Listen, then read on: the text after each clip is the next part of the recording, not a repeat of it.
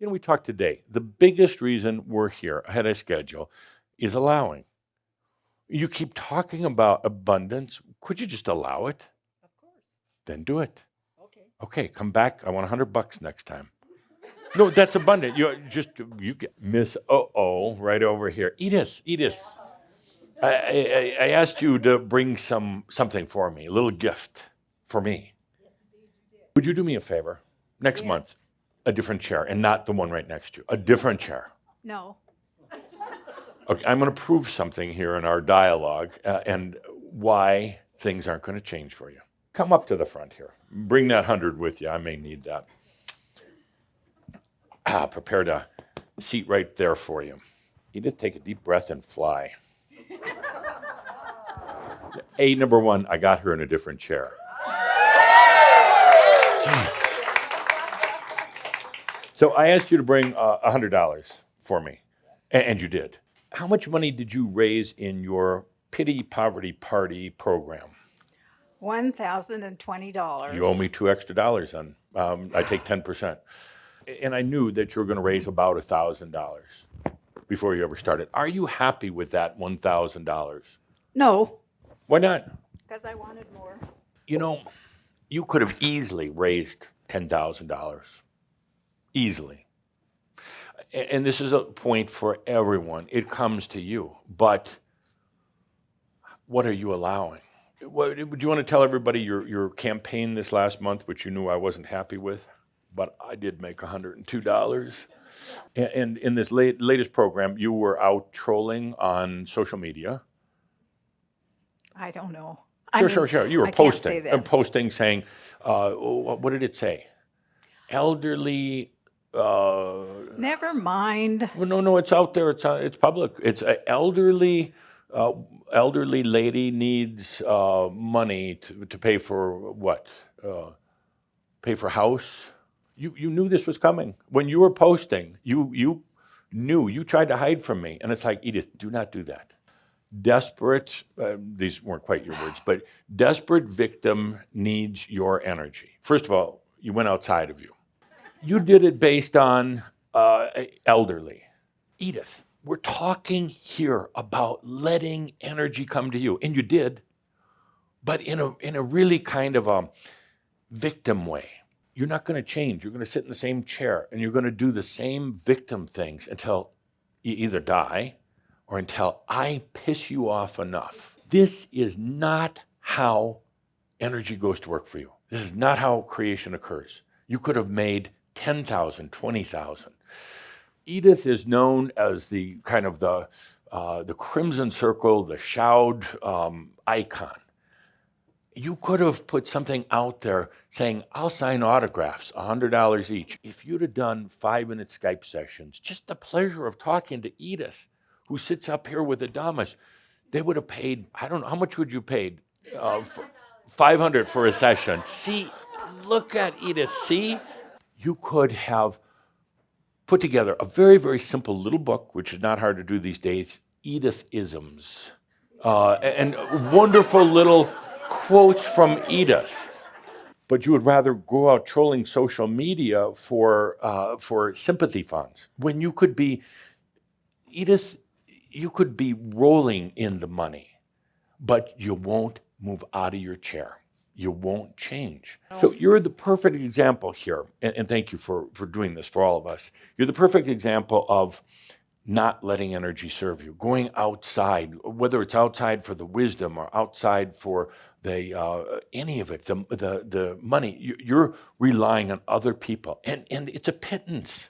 Mm-hmm. It's a pittance of money. Changing the patterns, getting out of the old patterns, allowing energy to serve you. But I don't know if you're ready. Well, what chair would you think I should sit in? Any other chair. There are 59 other chairs. Take your pick next month, except the one Joanne is sitting in because it's too close to the one you were already in. Any other chair.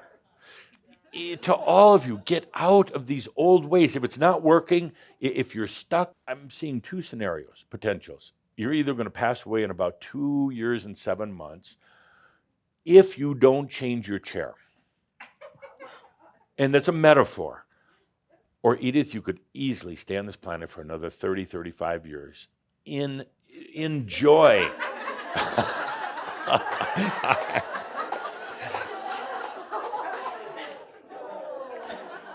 Enjoy and all right, it just went down to 2 years, 4 months. And we're dropping quickly.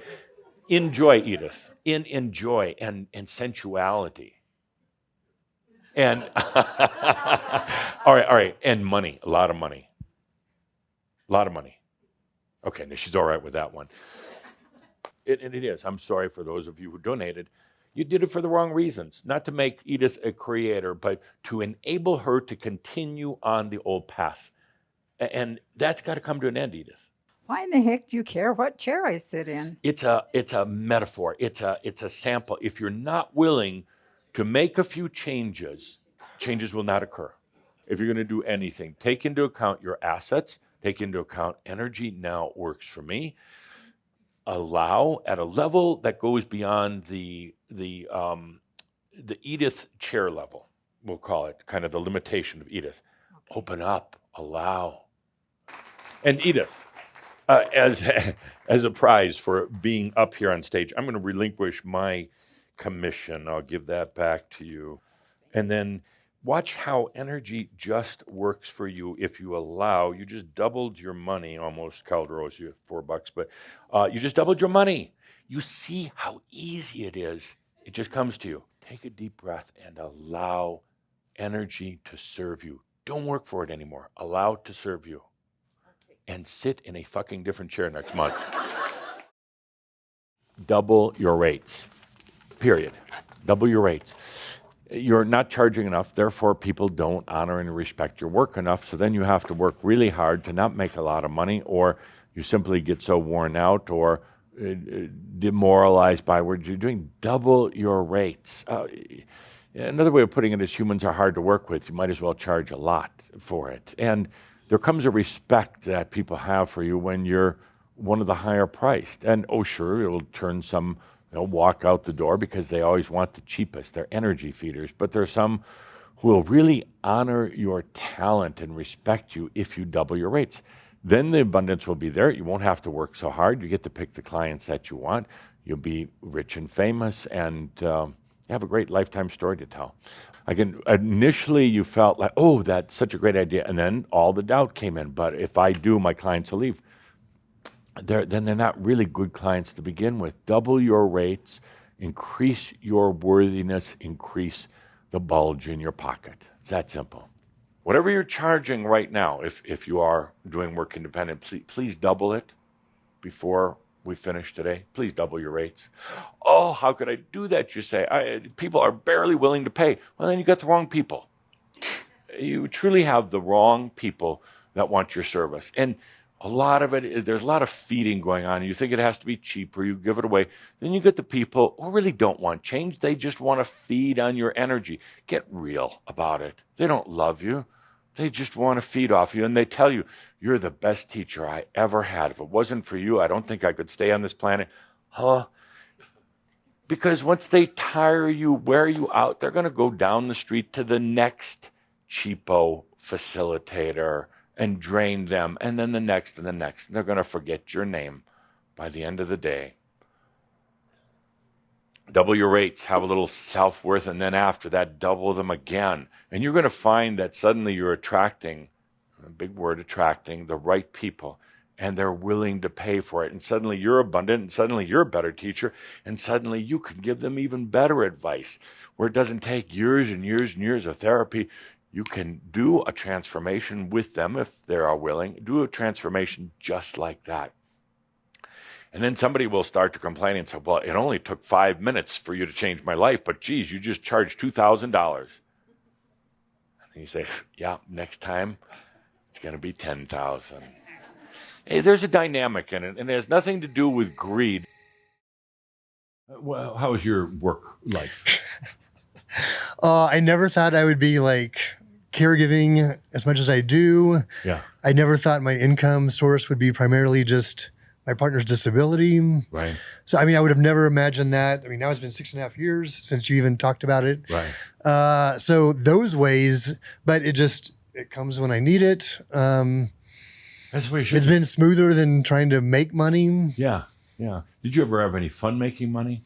Not really, no. Yeah. I mean, for a short time, but I mean, It seems like the more I worked, the less I made, kind of. exactly. I want you to repeat that for the whole world. The more I worked to make money, the less I made. Okay. And everybody, every Shambra in the world who is still thinking you have to work hard to make more, the Shambra who right now are financially mostly independent, but not financially suffering, they have this exact same words. They say, the more I worked, the less I made.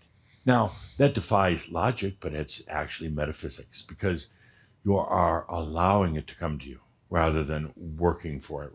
Working is a suffering concept, period. So now you get to enjoy life.